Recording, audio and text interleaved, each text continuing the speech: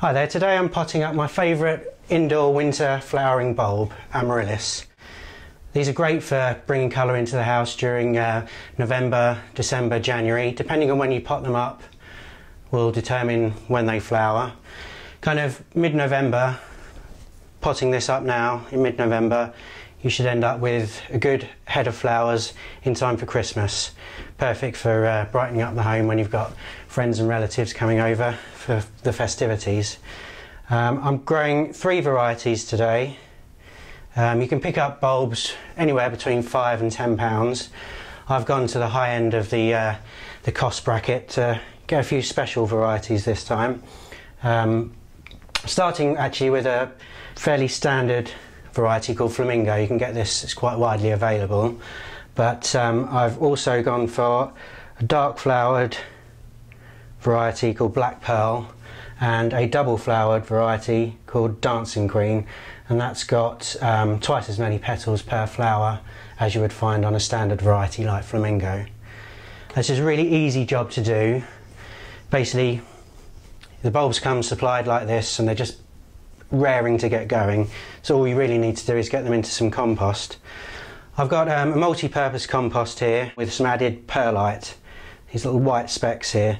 They just they're like porous stones and they help with drainage in the pot so that the bulb's never sitting too wet. So really all you need to do to get your bulbs started is to half fill a pot. The pot doesn't need to be too large, just big enough to slip the bulb into, with kind of a finger or two space around the edges. You just half fill that, like so, and then you want to water that in. That'll get it off to a good start. Make sure the compost is fully wet. Okay.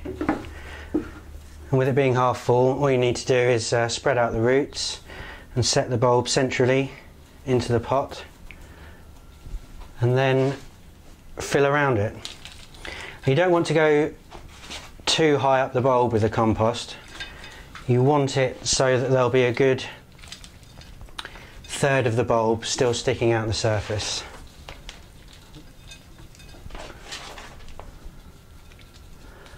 Just pack down lightly, knocking out any air gaps, and then level off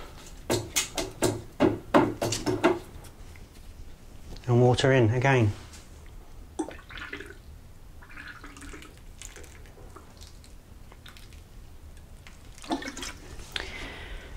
Now, kept in a warm spot, any room in the house will do. You'll find it surprising how quickly it shoots out its flowering stem, and while it's doing that, it's a good idea just to regularly turn the pot so that it doesn't end up growing to one side as it leans towards the light source. If you keep turning it a quarter of a turn every day or two, it'll ensure that the stem grows nice and straight. And again, you'll be surprised how quickly you then get the flowers forming. And at that stage, if you want to get the longest display out of your Amaryllis bulbs, you'd be better to move it to the coldest room of the house.